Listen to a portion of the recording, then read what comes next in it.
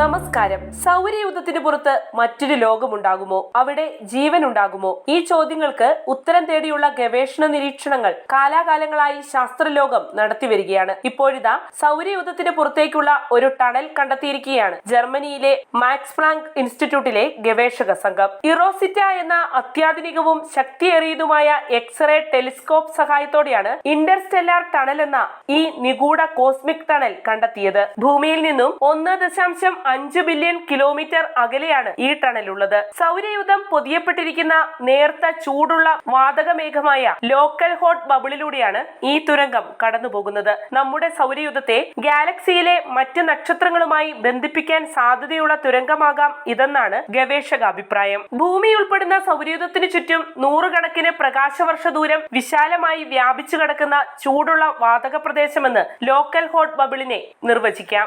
ഏകദേശം 14 ദശലക്ഷം വർഷങ്ങൾക്ക് മുൻപ് സംഭവിച്ച സൂപ്പർനോവ സ്ഫോടനങ്ങളെ തുടർന്നുണ്ടായ വാതക പുറന്തള്ളലിലൂടെയാകാം ലോക്കൽ ഹോട്ട് ബബിൾ രൂപപ്പെട്ടതെന്നാണ് ശാസ്ത്ര നിഗമനം. ലോക്കൽ ഹോട്ട് ബബിളിനെ കുറിച്ച് ശാസ്ത്രജ്ഞർക്ക് വളരെ നേരത്തെ അറിവുള്ള കാര്യമായിരുന്നെങ്കിലും അതിലൂടെ കടന്നുപോകുന്ന ഇന്റർസ്റ്റെല്ലാർ ടണലിനെ കുറിച്ച് ആദ്യമായാണ് അറിയുന്നതും സ്ഥിരീകരിക്കുന്നതും. ഈ ടണലിന്റെ ചില ഭാഗങ്ങളിൽ ചൂടും ചിലയിടങ്ങളിൽ തണുപ്പുമാണെന്നാണ് കണ്ടെത്തൽ. ലോക്കൽ ഹോട്ട് ബബിളിന്റെ പല ഭാഗങ്ങളും മുമ്പ് അദൃശ്യമായിരുന്നു. നക്ഷത്രങ്ങൾക്കിടയിൽ സ്ഥിതി ചെയ്യുന്ന ഈ കോസ്മിക് ടണൽ സെന്റോറസ് നക്ഷത്ര സമൂഹത്തിലേക്ക് വ്യാപിക്കുകയാണ് ചെയ്യുന്നത്. സൂപ്പർനോവകളും മറ്റ് കോസ്മിക് സംഭവങ്ങളും പുറത്തുവിടുന്ന ഊർജത്തിന്റെ പരിണിത ഫലമാവാം ഈ തുരങ്കമെന്നാണ് കരുതപ്പെടുന്നത്. ലോക്കൽ ഹോട്ട് ബബിളിന്റെ പല ഭാഗങ്ങളും മുമ്പ് അദൃശ്യമായിരുന്നു. എന്നാൽ ഇന്നത് ശാസ്ത്രലോകത്തിന് വ്യക്തമായിട്ടുണ്ട്. ബഹിരാകാശത്തുള്ള അസാധാരണമായ എക്സ്റേ വികിരണങ്ങളെ വിശദീകരിക്കാനായി ശാസ്ത്രജ്ഞർ ഉപയോഗിച്ച ആശയമാണ് ലോക്കൽ ഹോട്ട് ബബിൾ. ഈ ആശയത്തിന് 50 വർഷത്തിലേറെ പഴക്കമുണ്ട്.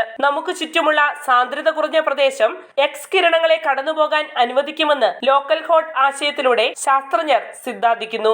അത്തരത്തിലുള്ള എക്സ് കിരണങ്ങളെ വാതകമേഘങ്ങൾ തടയുന്നില്ലെന്നും അവർ സമർത്ഥിക്കുന്നു. കാലക്രമേണ ഈ സിദ്ധാന്തം വ്യാപകമായി ചർച്ച ചെയ്യപ്പെട്ടു. ഹോട്ട് ബബിളിനടുത്തുള്ള നക്ഷത്ര രൂപീകരണത്തിന്റെ സമീപകാല കണ്ടെത്തലുകൾ ഇത് ശൂന്യമായ സ്ഥലത്തേക്കാൾ ഭൂമി ഉൾപ്പെടുന്ന ഗാലക്സിയുടെ സജീവ ഭാഗമാണെന്നും സൂചിപ്പിക്കുന്നു. ഹോട്ട് ബബിളിലൂടെയുള്ള ഇന്റർസ്റ്റെല്ലാർ തുരങ്കത്തിന്റെ കണ്ടെത്തലിനൊപ്പം മറ്റു ചില പ്രധാന ചോദ്യങ്ങളും ഉയരുന്നുണ്ട്.